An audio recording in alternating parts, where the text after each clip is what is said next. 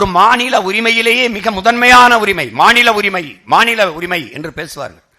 அந்த மாநில உரிமையிலேயே மிக முதன்மையான உரிமை என்பதை அந்த மாநிலத்தை எந்த மொழிவழி தேசிய இனத்திற்கென்று அந்த மாநிலம் பிரிக்கப்பட்டிருக்கிறதோ அந்த இனத்தின் மகளோ மகனோ ஆள்வதுதான் முதன்மையான உரிமை. உரிமையிலே மிக முதன்மையான உரிமை. அந்த மண்ணின் மகன், அந்த இனத்தின் மகன் ஆளாது பிரிதொருவன் ஆண்டு அவன் வாழ்ந்தால் அவன் அடிமை. அவன் உரிமை பெற்ற இனத்தின் மகன் அல்ல, அடிமை இனத்தின் மகன். இப்ப நாங்க யார்? நாங்க அடிமையா வாழ தயாரா இல்லை.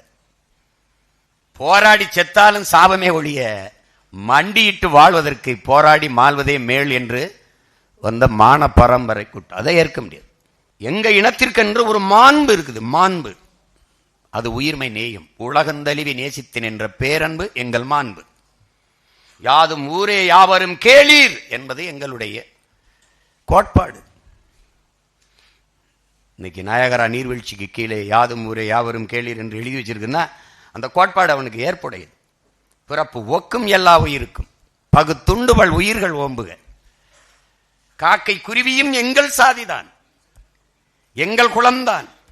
அப்படி கோட்பாடு கொண்ட என் மாண்பை நான் பிரிதொரு இன மக்களை நேசிக்க மாட்டேன், வெறுப்பேன் என்று பழி சுமத்துபவர்கள் சிதைக்கிறார்கள், சிறுமைப்படுத்துகிறார்கள். இதுதான் எங்களுடைய வருத்தம்.